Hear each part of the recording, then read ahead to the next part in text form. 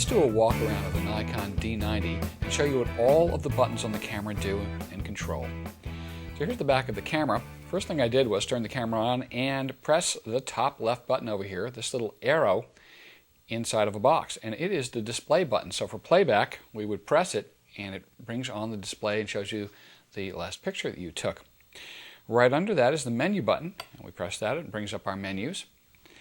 And the next here is the help and image lock button. Now, these three buttons over here actually have two different functions. They have a function in playback and they have a function in record. So the function in playback is shown on the button itself, and the function for shooting images is shown above the button. So these have dual functions. Again, this is the help and lock button, but it also is the white balance control button. So if we are in shooting or playback, it has that different function. Now these two buttons are complementary. One is the zoom in button and one is the zoom back out button. If I press that, we'll show you this in detail later. It zooms in and out on the image. But also these change the ISO or sensitivity of the camera and the quality for shooting. Our incredibly new high-res 3-inch screen is covered with a plastic protector over here, which can be snapped off if you like, but of course you can leave it on to protect the screen.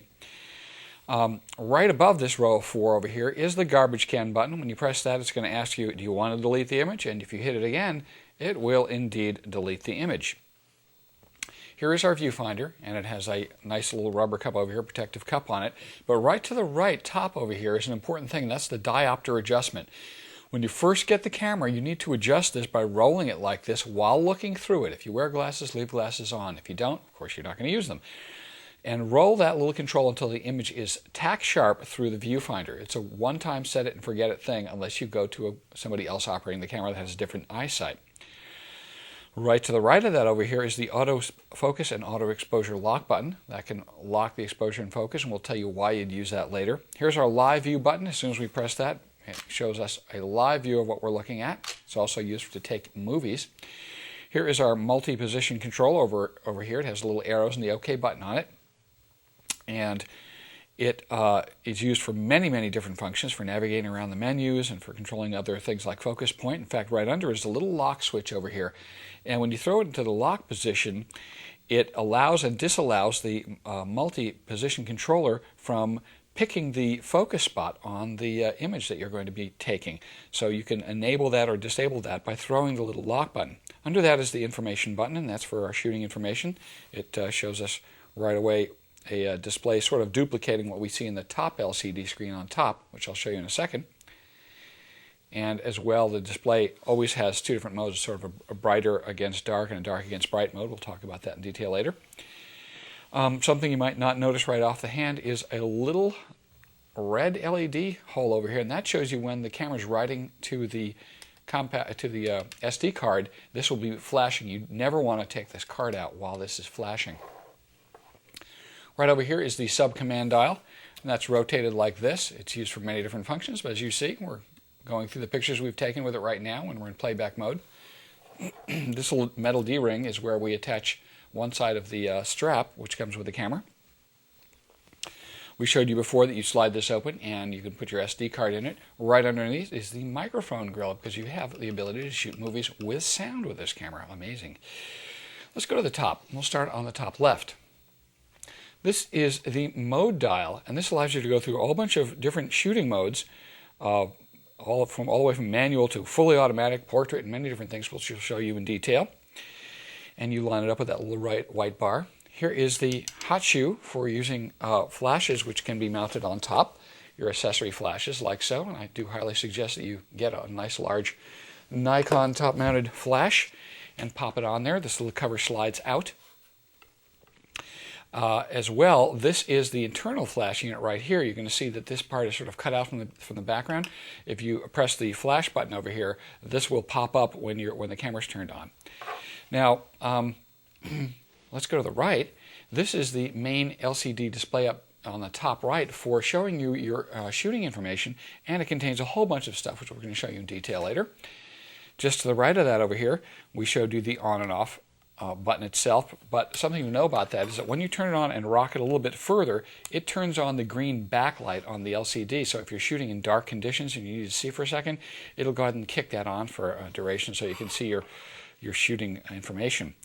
This is the metering button over here, and that selects between the different modes of metering. This is our compensation button for doing exposure compensation. Our drive mode here for taking continuous pictures or single shot pictures and doing the self-timer modes, and our autofocus button so we can quickly access the different types of autofocus that the camera has. And let's rock it around the front over here. This, of course, is the grip, a really nice ergometric grip over there. But under the grip, there's a couple of buttons which your fingers can easily get to, and that is the function button. It's labeled FN over here. And that is used, it's customizable, but it's used to control a bunch of things we're going to go into detail with. This is your depth of field preview that stops down the lens, closes the iris on the lens so you can see the actual depth of field that the image that you're going to take is going to have. Let's roll it around to the other side over here.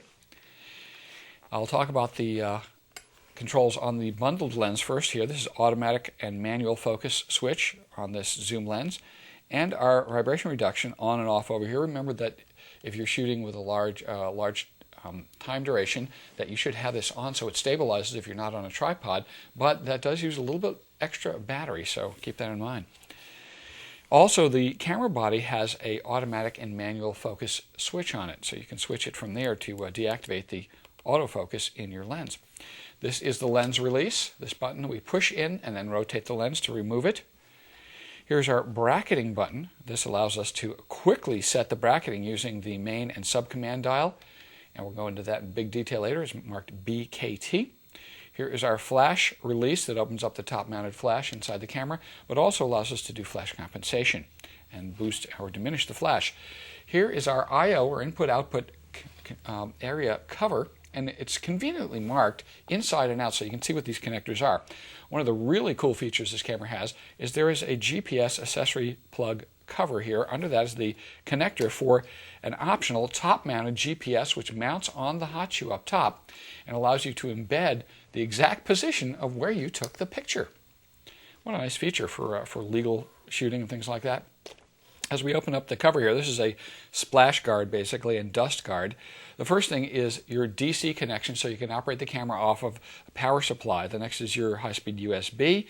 This also has an HDMI using the HDMI C-type mini connector to go directly to a high-resolution television so you can display your images, and as well comes with the standard video out, and that's supplied with the cable with this camera, and you can go directly to an old standard style television with that, what we call composite video.